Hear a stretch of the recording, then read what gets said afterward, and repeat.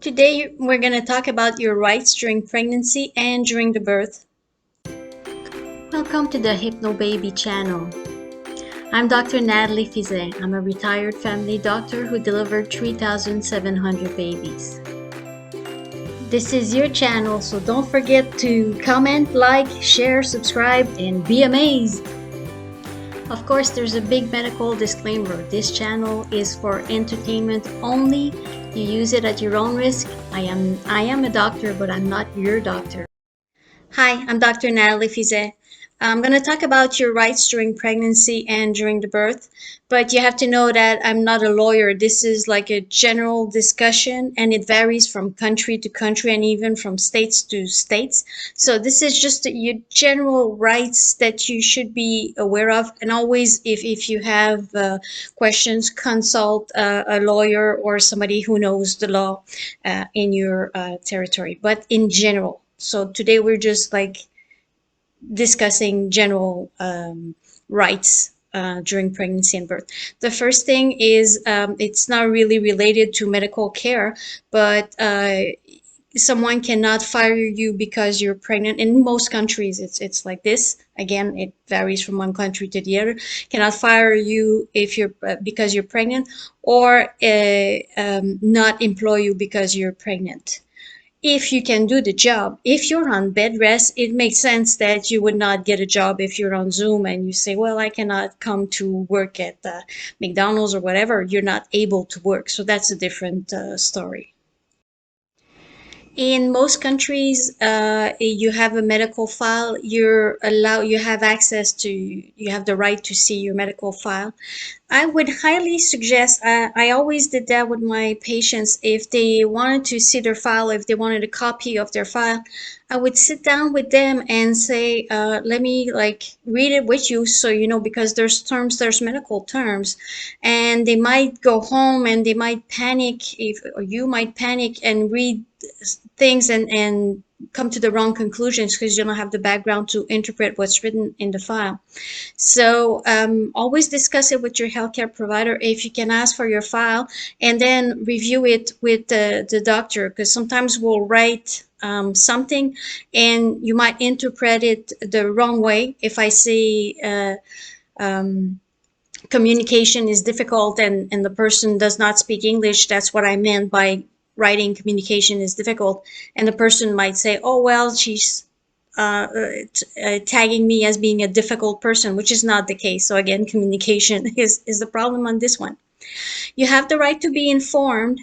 You have the right to a second opinion. In most Occidental countries and in most civilized country, you have the right to a second opinion.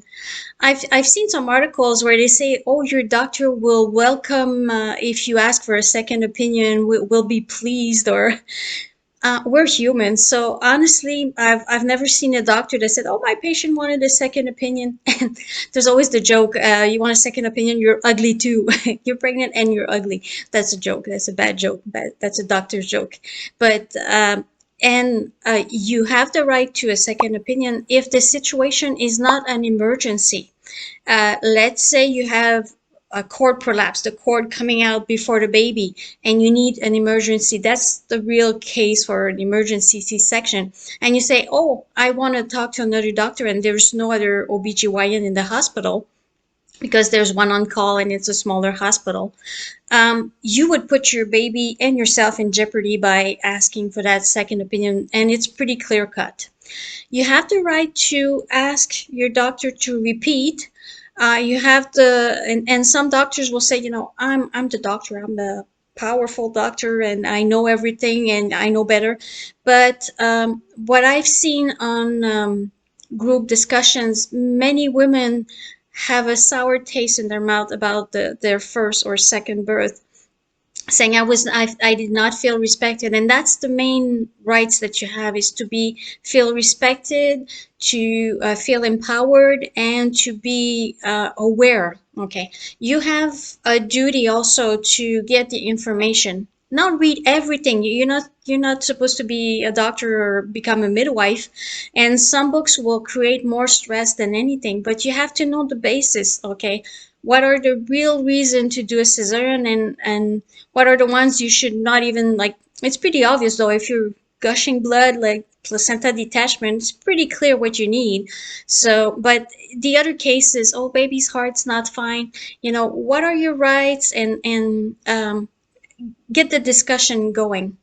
To help with the discussion and to help you know the basis, I always come back to saying do a birthing plan, because that will provide you with the essential questions. What are the intervention that could happen to you, like being induced, and then forceps or suction cup or vacuum extraction, and episiotomy we discussed in another video. So you can see my playlist. You can see that I go in detail when I discuss stuff. But you have the right to understand what's happening. And if a doctor is talking and he's kind of, cutting corner, like, short answer, yes, no, and you have the right to say, can you explain to me what this to us, if you have a birthing partner, what is the situation? And if he kind of explains too fast, you can ask again, like, can you say it in other terms? And it's okay to say, I don't understand. You have the right to your dignity. I've personally, funny story, an anecdote. Here it comes, my anecdote. I had a med student, and I like teaching, but a woman giving birth is very vulnerable. She's in sometimes in pain, not with the Hypno-Baby program, but with let's see, she did not take the program, so she could be in pain, she can be exhausted, and she can be naked too, so she's exposed. So I've had a patient that was in labor since the morning, so I was with her, in and out of the room and everything. And there was a student at the nurse's station, and he was playing on his phone and just looking, and he was there since the morning. So, and sure enough, when she's ready to push, I get in the room. I put my scrubs on, and I would deliver all my patients, because I'm a family doctor, and I did not work in a team.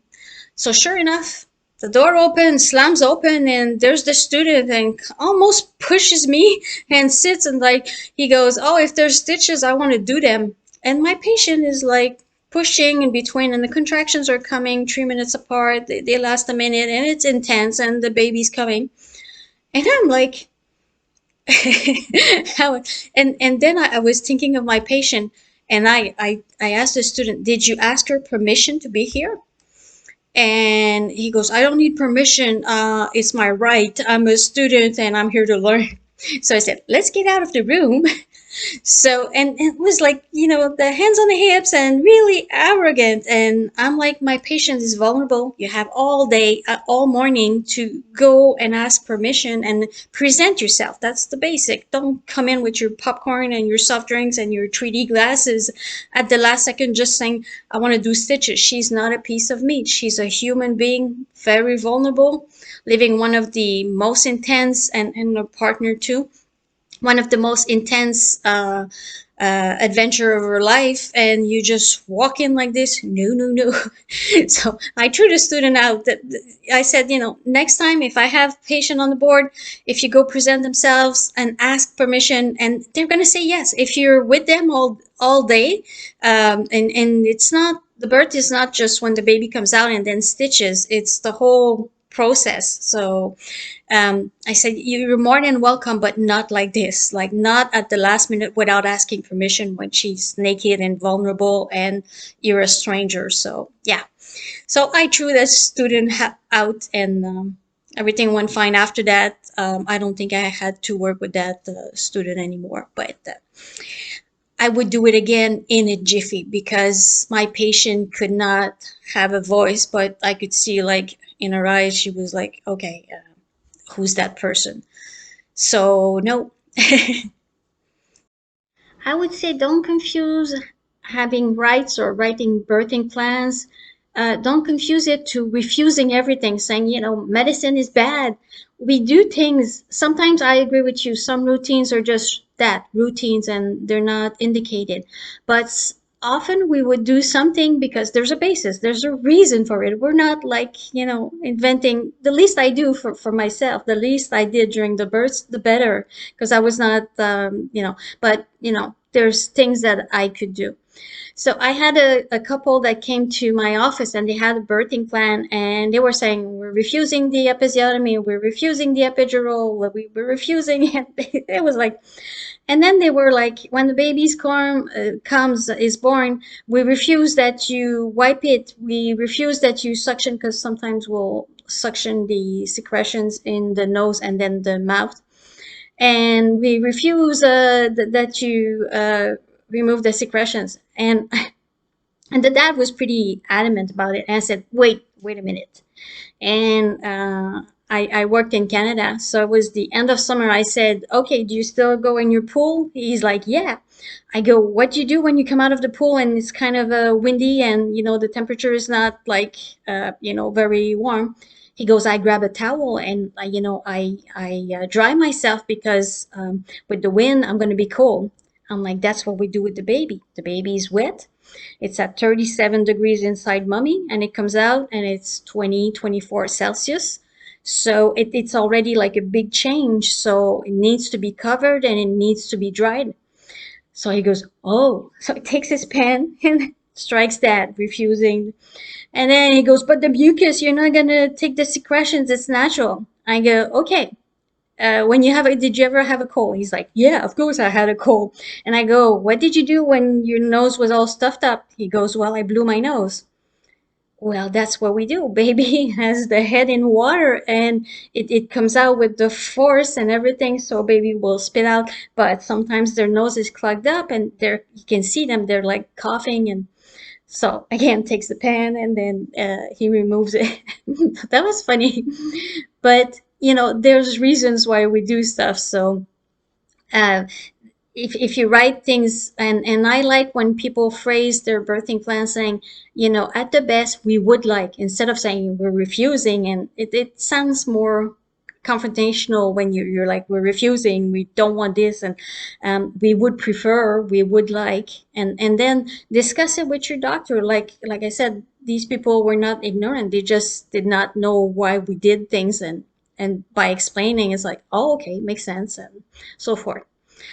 I've had a patient that came with her birthing plan and she goes, when my baby's born, if it doesn't breathe, let it die.